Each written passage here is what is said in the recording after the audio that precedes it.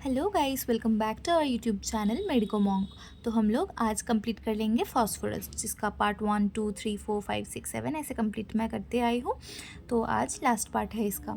तो देखते हैं इसका रिलेशन। तो सबसे पहले आपको याद रखना है कि ये कॉम्प्लीमेंट्री टू आर्सेनिक है, with which it is isomorphic. ठीक है, क्लियर? मतलब फास्फोरस का कॉम्प्लीमेंट्री आर्सेनिक होगा। नेक्स्ट है टू एलियम सिपा, जो इसका वेजिटेबल एनालॉग है फास्फोरस का, मतलब उसका फंक्शनल एनालॉग, फंक्शन कई मिलता है एलियम सिपा से। नेक्स्ट है इनकॉम्पेटिबल, किसके साथ नहीं इसका मैच करता है?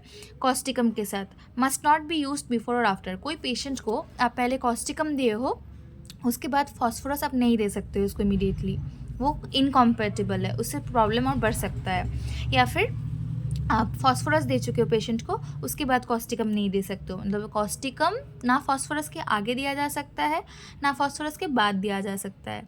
ठीक है, उसके साथ वो इनकम्पैटिबल है। नेक्स्ट है phosphorus removes the bad effects of iodine and excessive use of table salt. अगर कोई पेशेंट बहुत टेबल सॉल्ट खाया है तो क्या होगा कि उसका वो एक्सेसिव सॉल्ट खाने के बाद जो बैड इफेक्ट है उसको रिमूव कर देता है। नेक्स्ट है फॉलोज वेल, किसके बाद वो फास्फोरस, मतलब फास्फोरस के बाद कौन कौन सा मेडिसिन है जो अच्छा काम देता है, अच्छा क्यूरेटिव इफेक्ट लाता है? वो है आपका कैलकेरिया कार्ब और सिंकोना ऑफिसिनलिस, जिसको हम लोग चाइना नाम से भी जानते हैं। नेक्स्ट देखिए हैनेमन ने क्या बोला था। Doctor Hahnemann says it acts most beneficially when patient suffers from chronic loose stool और डायरिया। फॉस्फोरस का जो पेशेंट है वो उसको फॉस्फोरस मेडिसिन सबसे अच्छा एक्ट तब करता है कि कोई पेशेंट आपके पास आया ये कह के हुए कि बहुत लंबे समय तक मैं डायरिया से सफ़र कर रही थी, वो ठीक नहीं हो रहा था, और कभी ठीक हो रहा था तो कभी नहीं हो रहा था, मतलब लॉन्ग कंटिन्यूड डायरिया, मेरा लॉस ऑफ मतलब बॉडी फ्लूइड हुआ है या फिर डायरिया हुआ है। तो उस केस में अगर आप फॉस्फोरस का एक डोज भी दे देंगे तो वो बहुत बेनिफिशियली काम करेगा उसके लिए, उसको क्योर करने में। नेक्स्ट है एग्रावेशन, किस चीज़ से? फॉस्फोरस पेशेंट का दिक्कतें समस्या बढ़ जाता है, और नीचे उसके है जस्ट एमिलोरेशन। तो चलिए देखते हैं पहले एग्रावेशन। उसका शाम में एग्रावेशन बढ़ जाता है, मतलब उसका सारा प्रॉब्लम बढ़ जाता है। बिफोर मिडनाइट, नाइट होने से पहले वाला जो समय है, ठीक है, ये पल्सटिला और रस्टॉक्स का भी बढ़ जाता है। तो आपको याद होगा रस्टॉक्स, अगर आप पढ़े होंगे तो, कि 7 to 8 PM एग्रावेशन टाइम होता है रस्टॉक्स का। मतलब उस टाइम में हम लोग जनरली प्रिस्क्राइब नहीं करते हैं, या फिर पेशेंट को नहीं बोलते हैं कि आप इस टाइम मेडिसिन अवॉइड करना या फिर नहीं लेना। जनरली होम्योपैथिक मेडिसिन खाने का नियम ही है कि आप एम्प्टी पेट, मतलब खाली stomach, empty stomach early morning खाए। ठीक है, तो वही है। एग्रावेशन और किस चीज़ से होता है फास्फोरस का? लाइंग ऑन लेफ्ट साइड, हम लोग पहले ही देख लिए कि मतलब अगर वो लेफ्ट साइड में सोएगा तो उसका सारा दिक्कत बढ़ जाएगा। नेक्स्ट देखते हैं इसका और क्या क्या पॉइंट्स है। तो फिर देखिए आपको स्क्रीन में दिख रहा होगा कि एक तो लेफ़्ट साइड हो गया, पेनफुल साइड में भी सोने से इसका दिक्कत बढ़ जाता है। मतलब अगर पेनफुल साइड वो सोएगा तो उसका कष्ट बढ़ जाएगा। ड्यूरिंग ए थंडरस्टॉर्म, जब वेदर थोड़ा ख़राब होता है, जब ये बारिश और लाइटनिंग होता है, तो उस केस में भी इसको सारी समस्याएं इसका बढ़ जाता है।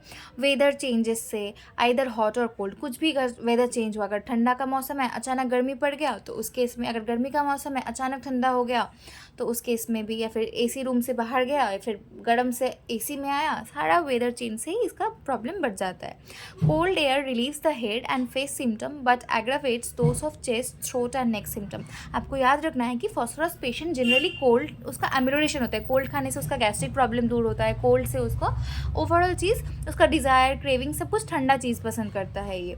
लेकिन आपको ये याद रखना है कि कोल्ड जो हवा खाता है, मतलब फ्रेश एयर या फिर कोल्ड एयर में, उसका जो सर का दर्द है या फिर फेस में अगर जो जो सिम्टम है तो वो ठीक हो जाता है। लेकिन चेस्ट कंप्लेंट, थ्रोट कंप्लेंट और नेक कंप्लेंट वो बढ़ जाता है। जैसे देखें हम लोग कि उसका लैरिंग्स में वॉइस प्रॉब्लम होता है, सोर थ्रोट हो जाता है, ठंडा लगने का टेंडेंसी है, ट्यूबरकुलर डायथिसिस का होता है फॉस्फोरस पेशेंट, तो ठंडा से उसका चेस्ट और थ्रोट नेक वाला सिम्टम बढ़ता है, और बाकी हेड और फेस वाला सिम्टम का रिलीव होता है, एमिलोरेशन होता है।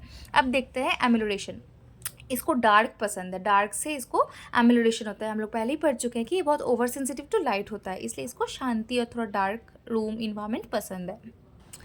तो आगे देखिए यहाँ पे क्या है कि इसको और एमिलोरेशन किससे होता है? फ्रॉम बीइंग रब्ड और मेस्मराइज। थोड़ा उसको कोई प्यार कर दे, थोड़ा दुलार दे, वो जब बीमार पड़ता है उसके पास कोई आके बोले कि आप ठीक हो कि नहीं, थोड़ा केयर से इसका दिक्कत कष्ट कम हो जाता है। बहुत एफेक्शनेट होती है ये, इसको पसंद है कि उसको अटेंशन दे, उसको कोई प्यार करे, बहुत नाजुक स्वभाव की, तो उसको हर चीज़ रिलीफ होता है थोड़ा केयर और अफेक्शन से। From cold food, cold drink, cold water until it gets warm. हर ठंडा चीज़ से इसको आराम मिलता है जब तक कि ना वो पेट में जाके गर्म हो जाए। तो गाइस आज हम लोग फॉस्फोरस कंप्लीट कर लिए। Please do like subscribe to my channel and feel free to ask your doubts in the comment section. Thank you. Tata. Bye bye.